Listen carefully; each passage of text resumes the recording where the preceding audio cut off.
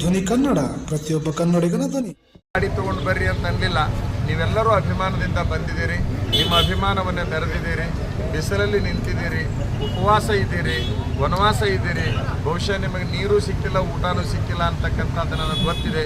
ನಿಮ್ಮೆಲ್ಲರ ನೋವು ಯಾರಿಗೆ ಶಾಪವಾಗಿ ತಟ್ಟಬೇಕು ಅದು ತಟ್ಟೇ ತೀರುತ್ತೆ ಅಂತಕ್ಕಂಥ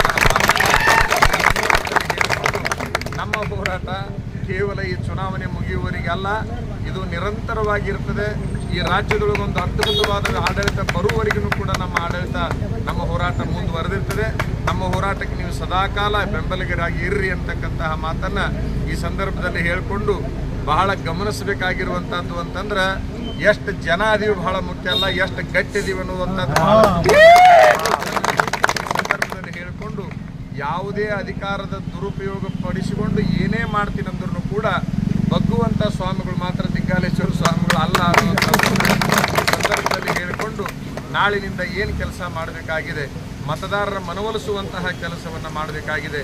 ಮತವನ್ನು ಮಾರಾಟ ಮಾಡಿದರೆ ದೇಶವನ್ನು ಮಾರಾಟ ಮಾಡಿದಂಗೆ ಅಂತಕ್ಕಂತಹ ಮಾತನ್ನು ಈ ಸಂದರ್ಭದಲ್ಲಿ ನಿಮ್ಮೆಲ್ಲರ ಗಮನಕ್ಕೆ ನಾನು ತರಲಿಕ್ಕೆ ಇಷ್ಟಪಡ್ತಾ, ಯಾವುದೇ ಪರಿಸ್ಥಿತಿ ಒಳಗೆ ಒಂದು ಸಾರಿ ಒಬ್ಬ ಸ್ವಾಮೀಜಿಗೆ ಮತವನ್ನು ಕೊಡೋದ್ರಿಂದ ಆಗುವ ಪರಿವರ್ತನೆ ಯಾವುದು ಅನ್ನುವಂಥದ್ದನ್ನು ಕಾದು ನೋಡಬೇಕು ಜನಗಳು. ಅದನ್ನು ಮನವೊಲಿಸುವಂತಹ ಪ್ರಯತ್ನವನ್ನು ತಾವೆಲ್ಲ ಮಾಡಿರಿ ಅಂತ ಹೇಳ್ತಾ, ತಾವು ಬಂದಿದ್ದಕ್ಕಾಗಿ ತಮ್ಮನ್ನು ಅಭಿನಂದಿಸಿ ನನ್ನ ಮಾತುಗಳನ್ನು ಮುಗಿಸ್ತೇನೆ.